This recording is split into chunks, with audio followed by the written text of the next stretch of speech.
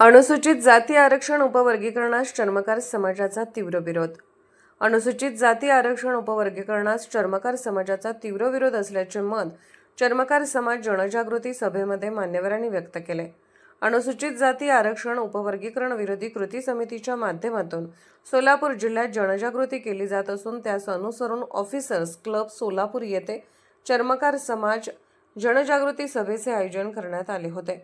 उपवर्गीकरण केल्याने अनुसूचित जाती समाजात फूट पडणार असून हे सर्व समाजासाठी अत्यंत धोकादायक आहे, याला आक्षेप नोंदवावा व चर्मकार समाजाने रस्त्यावर उतरण्याची तयारी दर्शवावी असे आवाहन चर्मकार समाज आरक्षण उपवर्गीकरण विरोध कार्यक्रमाच्या अध्यक्षस्थानावरून निवृत्त कार्यकारी संचालक हरिदास टोनपे यांनी व्यक्त केले. कार्यक्रमाचे प्रास्ताविक विठ्ठल वनमारे यांनी केले. 27 जुलै उपवर्गीकरणाच्या विरोधात निघणाऱ्या मोर्चामध्ये चर्मकार समाजाने बहुसंख्येने उपस्थित राहावे असे आवाहन कृती समितीचे राजाभाऊ सोनकांबळे यांनी केले आहे.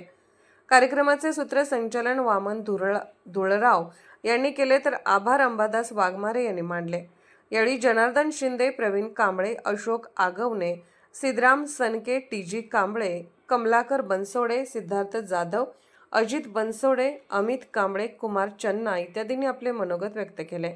सदर कार्यक्रम यशस्वी करण्यासाठी परशुराम शिंदे, मल्हारी बनसोडे, विठ्ठल अंगुले, विठ्ठल वनमारे, अशोक आगावणे, राजशेखर जेऊरकर, दत्तात्रय हरवाळकर, अंबादास वाघमारे, रेवणसिद्ध वनमराठे, शावरप्पा वाघमारे, सच्चिदानंद भटकर, चेतन वाघमारे, मच्छिंद्र अंगुले, सुनील डांगे, अरुण शिकरे, सुरेश आगावणे, प्रदीप लांबतुरे, अंबादास चाबुकस्वार, सिद्धू सुरवसे, सुचिद्र बनसोडे, शैलेश खडतरे, इरेश मबरूखाने इत्यादींनी परिश्रम घेतले.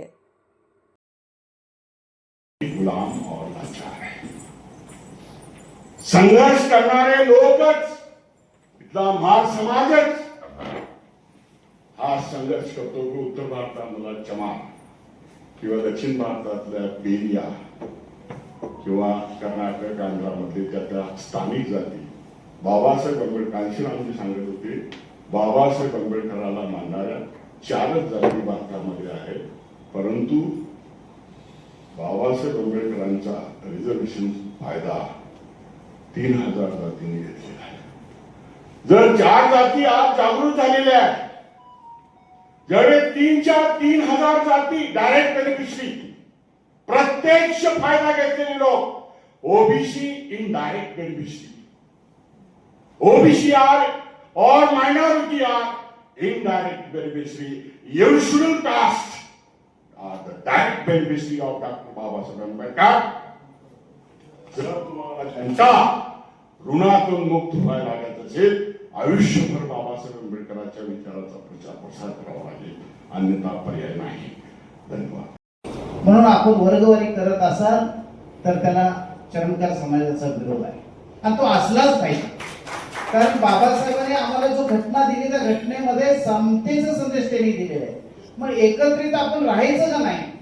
मग आपल्यामध्ये भेदभाव करून आपल्यामध्ये उद्याची लढाई लढून आपण मरायचं का? यापेक्षा उद्याची लढाई होऊच नाही.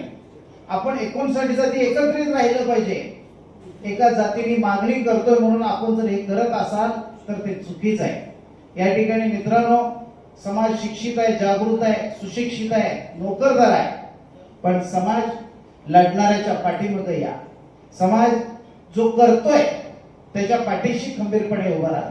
समाज जो पुढे जातोय त्याच्या पाठीशी आपण खंबीरपणे उभा राहा. समाज एकत्रित येऊन लोकांना घेऊन जात असेल, समाजाला दिशा देत असेल, तर त्या समाजाच्या पाठीमागे, त्या नेतृत्वाच्या पाठीमागे आपण आलं पाहिजे. आज कृती समितीच्या माझे मोठे बंधू, या समाजाचे नवबौद्ध समाज मोठे बंधू म्हणून आम्ही त्यांना मान देताना ते आज सक्षम आहेत.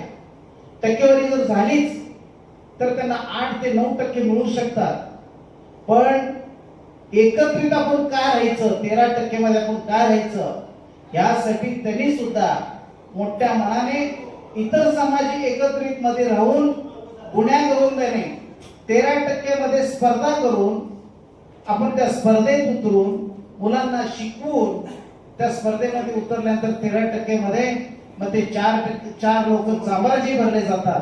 ते 4% किंवा 5 जागा असतील तर ते महाराजी समाजाची भरले जातात, तर ते 5% जागा असतील तर मातंग समाजाची भरले जातात. पण ह्यासाठी स्पर्धेत न उतरता आम्हाला स्वतंत्र आरक्षण. मित्रांनो, 27 जुलैला जो एससी आरक्षण उपवर्गीकरण विरोधी कृती समितीच्या वतीनं मोठं आंदोलन जे आयोजित केलेलं आहे ते केवळ आपलं 13% आरक्षण वाचवण्यासाठी आपण हे आंदोलन आयोजित केलं. डॉक्टर बाबासाहेब आंबेडकरांनी आपल्याला जे 59 जातींना 13% आरक्षण दिलेलं आहे ते जात समूहाला दिलेलं आहे, कुठल्या एका जातीला दिलेलं नाही. महाराला दिलं नाही किंवा चांबाराला किंवा मांगाला 13% दिलेलं नाही. ह्या 59 जातीसाठी दिलेलं आहे. त्यामध्ये जे शिकले, ज्यांनी शिक्षण चांगलं घेतलं ते लोक क्लासरूम ऑफिसर झाले, मोठमोठे अधिकारी झाले, शिक्षक झाले, वकील झाले, इंजिनियर झाले. आमच्या बांधवांना एक आव्हान आहे, तुम्ही पण शिक्षण घ्या, तुम्ही पण UPSC MPSC ची परीक्षा द्या. तुम्हाला कोण अडवलंय का? तुम्हाला 10वी मध्ये प्रवेश घेत असताना किंवा इयत्ता 1ली मध्ये प्रवेश घेत असताना तुम्हाला प्रवेश कोण नाकारला का? हे तू ह्या जातीचा आहे, तुला आम्ही प्रवेश देणार नाही आणि तुला शिक्षण घ्यायचा अधिकार नाही, असं कुठल्याही 59 जातीमधल्या जातीला कुठेही म्हणलेलं नाही.